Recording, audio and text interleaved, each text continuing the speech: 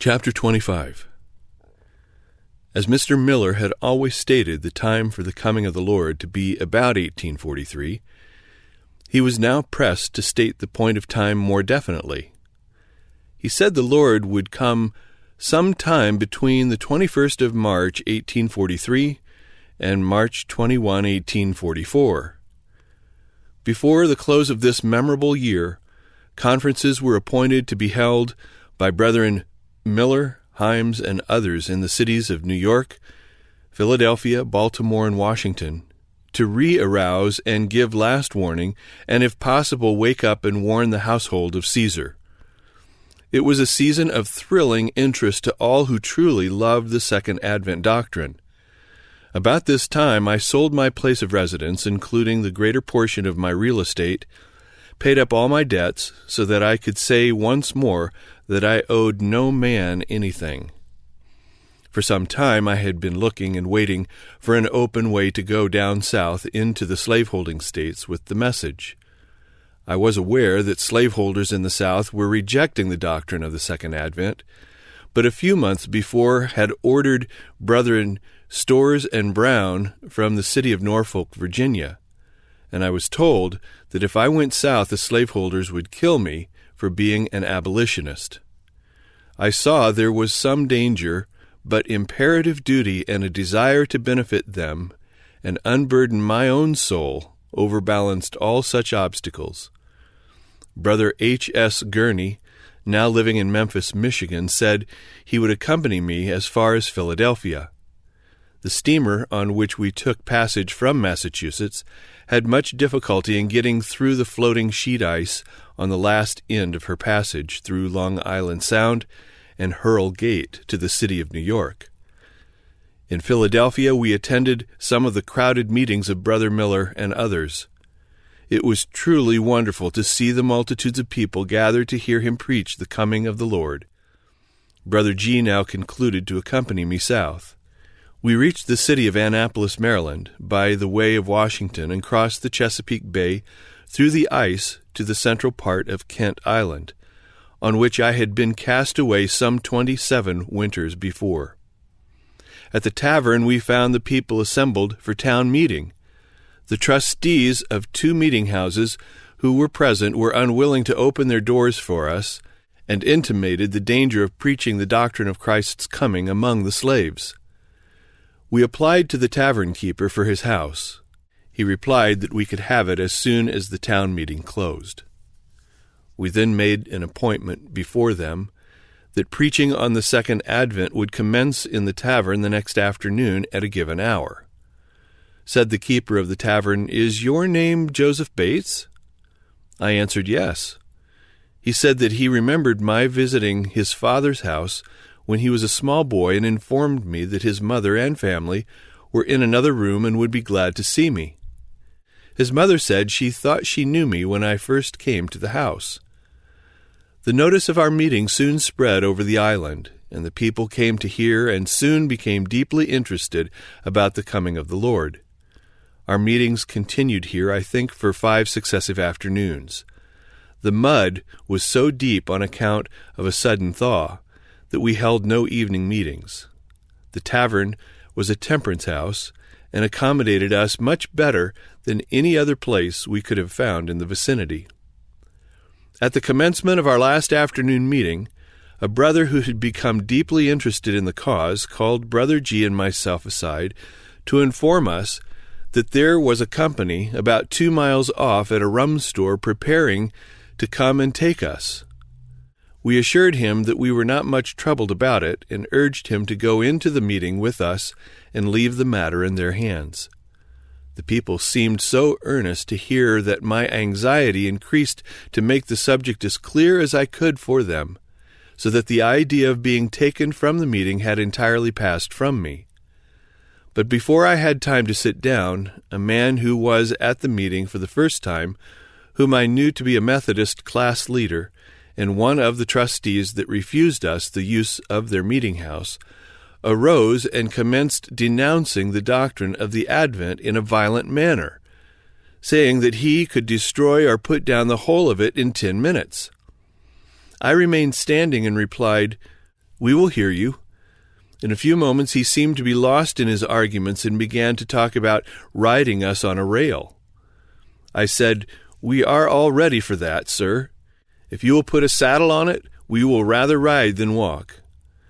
This caused such a sensation in the meeting that the man seemed to be at a loss to know which way to look for his friends. I then said to him, "You must not think that we have come 600 miles through the ice and snow at our own expense to give you the midnight cry without first sitting down and counting the cost. And now, if the Lord has no more for us to do, we had as lief lie at the bottom of the Chesapeake Bay as anywhere else until the Lord comes. But if he has any more work for us to do, you can't touch us." One Dr. Harper arose and said, "Kent, you know better. This man has been giving us the truth and reading it out of the Bible. I believe it." In a few minutes more, Mr. Kent shook me heartily by the hand and said, "Bates, come and see us." I thanked him and said my work was so pressing I did not think I should have time, but I would come if I could. But we had no time to visit only those who had become deeply interested and wished us to meet with them in their praying circles. At the close of our meeting, we stated that we had the means and were prepared to defray all the expenses of the meeting cheerfully, unless some of them wished to share with us. They decided that they would defray the expenses of the meeting and not allow us to pay 1 cent. On leaving Kent Island, we passed along on the east side of the Chesapeake Bay, called the Eastern Shore of Maryland, to the county town of Centerville, about 30 miles distant, where we had sent an appointment to hold meetings. We chose to walk, that we might have a better opportunity to converse with the slaves and others, and furnished them with tracts which we had with us. On reaching Centerville, we inquired for a Mr. Harper. On arriving at his store, we presented our introductory letter, and were introduced to Judge Hopper, who was engaged in writing. A number of men and boys came crowding into the store, apparently full of expectation, when one of them began to question us respecting our views, and soon came to the point that Christ could not come now because the gospel had not been preached to all the world. I replied that it had been preached to every creature. When he showed his unwillingness to believe, I inquired for a Bible and read the following: "If you continue in the faith, grounded and settled, and be not moved away from the hope of the gospel, which you have heard, and which was preached to every creature which is under heaven." Colossians 1, verse 23. Said the man, "Where are you going to preach?" Judge Hopper said, "In their new meeting house." "Well," said he, "I will come and hear you." Mr. Harper invited us and the judge to tea and to spend the evening. The judge had a great many questions to ask us respecting our faith, and at about 10 o'clock insisted on our going home with him to spend the night. Before reaching his house, which was about a mile out of town, said he, "Mr. Bates, I understand that you are an abolitionist and have come here to get away our slaves." Said I, "Yes, Judge, I am an abolitionist and have come to get your slaves, and you too. As to getting your slaves from you, we have no such intention. For if you should give us all you have," and I was informed he owned quite a number, "we should not know what to do with them. We teach that Christ is coming, and we want you all saved." He appeared satisfied and pleased with our reply, and in a few moments more we were introduced to his family. The judge and Mr. Harper were the principal owners in a new meeting house, as I understood, just erected for a new sect called the New Sides, which had seceded from the Methodist Episcopal Church called the Old Sides. These two friends stated that their new meeting house was free for us to occupy. We commenced there the next forenoon with a large congregation. Judge Hopper invited us to make his house our home during our series of meetings. Our meetings in Centerville, Maryland, continued about 3 days with much interest. Many became deeply interested to hear for the first time about the coming of the Lord. Judge Hopper was very attentive and admitted that he was almost persuaded of the correctness of our position. We were told that one of his slaves was deeply convicted and professed to have been converted during our meetings. The second day of our labors, the judge arrived at his house before us and was engaged reading his paper by the last mail. It was the Baltimore Patriot. When we came in, said he, "Do you know who these were?" and commenced reading in substance as follows. 2 men who came up in a vessel from Kent Island were in at our office and related circumstance respecting 2 Millerites that were recently there preaching about Christ's second coming and the end of the world. When threatened with riding on a rail, they replied that they were all ready, and if they would put a saddle on the rail, it would be better to ride than to walk. The editor then added, "The crush of matter and the wreck of worlds would be nothing to such men." We replied that such an occurrence did take place when we were on the island a short time previous, and that probably we were the individuals alluded to. He laughed heartily and pressed us to relate the circumstances while his family were gathering to the dinner table. He then inquired which way we were going. We stated that we should like to go to the next county seat northeast. He gave us a letter of introduction to a friend of his, a lawyer, who had charge of the courthouse in his absence, telling him to open the house for us to hold meetings in while we stayed. We arranged our appointments for 5 meetings and sent them to the lawyer to publish, who was also editor of their village paper. The name of this town was Chester, I believe, distant about 25 miles. One of our interested hearers sent his private carriage to convey us on our way. We were walking just before we came to the village, and met a man on foot seemingly in great haste, who stopped and inquired if we were the 2 Millerites who were going to preach in that place. We answered in the affirmative. "Well," said he, "I have traveled 13 miles this morning to see you." As he stood gazing on us, I said, "How do we look?" Said he, "You look like other men." His curiosity being gratified, we passed on and saw him no more. On arriving at the tavern for dinner, the tavern keeper slipped the village paper into the hand of Brother Gurney for him to read the notice of the Miller meeting, supposing that we were the strangers expected. The notice closed by hoping that the old women would not be frightened by these men's preaching about the end of the world. After dinner, we called to see the lawyer at his office, where we were entertained for hours listening to his skeptical views about the Second Advent and answering his numerous questions. He was very punctual at all our meetings and became so deeply convicted of the truth that he was as much, if not more, alarmed about his preparation for the coming of the Lord than the old women he was so troubled about. The people came out to hear and listened attentively, particularly the slaves, who had to stand on the backside of the white congregation and wait until they had all passed out. This gave us a good opportunity to speak with them. So we asked them if they heard what was said. "Yes, massa, every word." "Do you believe?" "Yes, massa, believe it all." "Don't you want some tracts?" "Yes, massa." "Can you read?" "No, massa, but young Mrs. or Massa's son will read for us." In this way we distributed a good number of tracts with which we had furnished ourselves from Elder Himes in Philadelphia. They seemed delighted with the Advent hymns. They heard Brother Gurney sing the hymn, "I'm a pilgrim and I'm a stranger." One of the colored men came to our lodgings to beg one of the printed copies. Brother G had but one.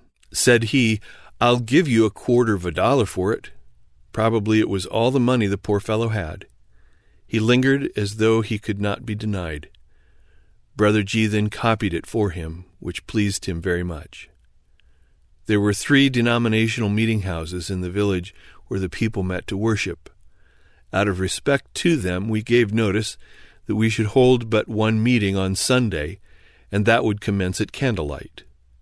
The next morning, while mailing a letter, the postmaster said that the ministers of the place were so enraged about the people's going to our meeting that they were talking about having us imprisoned before night.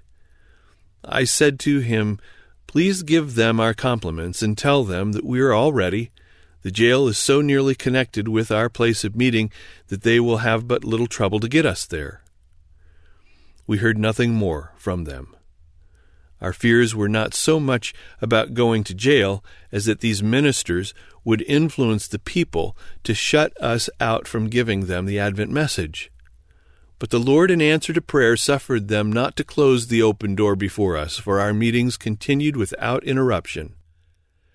The last meeting was deeply interesting. The Lord helped us wonderfully. Our subject was the woe trumpets of Revelation 9, proving in accordance with Mr. Litch's calculations that the sixth angel ceased to sound, and the second woe passed in August 1840 with the fall of the Turkish Empire, and that the third woe was coming quickly, when great voices would be heard in heaven, saying, "The kingdoms of this world are become the kingdoms of our Lord and of his Christ." When we closed the meeting, the white people remained fixed and silent. The poor slaves stood behind, gazing and waiting for their superiors to move first. There sat the lawyer who has so faithfully warned the old women not to be scared about the preaching of the end of the world. He and one or two others had been taking notes of our subject. We sang an Advent hymn and exhorted them to get ready for the coming of the Lord and dismissed them again. They remained silent and immovable. Brother G exhorted them faithfully, but they still remained silent and appeared as though they had not the least desire to leave the place. We felt fully satisfied that God was operating by his Holy Spirit. We then sang another hymn and dismissed them, and they began slowly and silently to retire. We waited to have some conversation with the colored people. They said they understood and seemed much affected. When we came out of the courthouse, the people stood in groups, almost silent. We passed along by them, bidding them goodbye. The lawyer and the principal of the academy were watching for us and walked with us to the hotel. Both of them were powerfully convicted and apparently subdued. The teacher had argued with us several times to prove that this movement was all delusion, but now he began to confess. The lawyer seemed now to ask questions for himself and was so intent on the subject that he detained us in conversation at the side of the hotel until we were compelled by the cold to go into the fire. We exhorted him to confess all his sins and give his heart to the Lord. The principal of the academy said, "Now, brethren, I want you to go with me to my room, where we will have a good fire. I want to talk more about this work." He there confessed how skeptical he had been and the opposition he had manifested, and how he had attended the meetings and taken notes on purpose to refute the doctrine. "But," said he, "I believe it all now. I believe with you that Christ is coming." We labored and prayed with him until after midnight.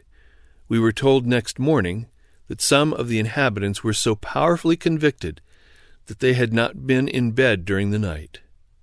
2 men who stopped at the hotel said they had come some 30 miles on horseback to attend the meetings. While here, the way opened for a series of meetings some 13 miles northward at a place called the Three Corners. We were told that we had better not go, for the tavern keeper was a rank Universalist and would oppose us.